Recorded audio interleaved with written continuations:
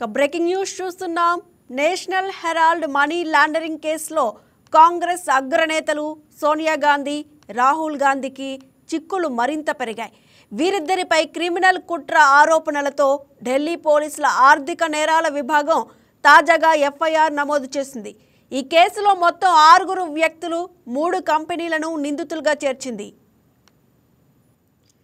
సోనియా, రాహుల్తో పాటు శామ్ పిట్రోడా, మోతీలాల్ వోరా, ఆస్కార్ ఫెర్నాండెజ్, సుమన్ దూబే పేర్లను కూడా ఎఫ్ఐఆర్లో పేర్కొన్నారు.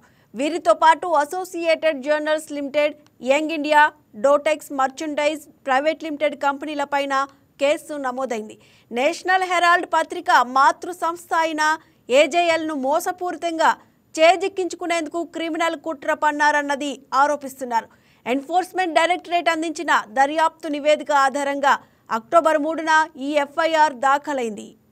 కోల్కతాకు చెందిన డోటెక్స్ అనే షెల్ కంపెనీ నుంచి యంగ్ ఇండియా సంస్థకు ₹1 కోటి అందిందని, ఈ నిధులతో కాంగ్రెస్ పార్టీకి 50 లక్షల రూపాయలు చెల్లించారని, తద్వారా సుమారు 2000 కోట్ల విలువైన ఏజేఎల్ ఆస్తులను యంగ్ ఇండియన్ నియంత్రణలోకి తీసుకుందని ఎఫ్ఐఆర్లో ఆరోపించారు. ఎన్నికల్లో పార్టీ టికెట్లు కేటాయిస్తామని, పదవులకు ఎంపిక చేస్తామని, వ్యాపారాలకు రక్షణ కల్పిస్తామంటూ వివిధ వ్యక్తుల నుంచి పార్టీ సీనియర్ నేతల ద్వారా అక్రమార్జనకు పాల్పడ్డారని తెలిపింది. యంగ్ ఇండియా కంపెనీలో సోనియా, రాహుల్ గాంధీలకు 76% వాటాలున్నాయి.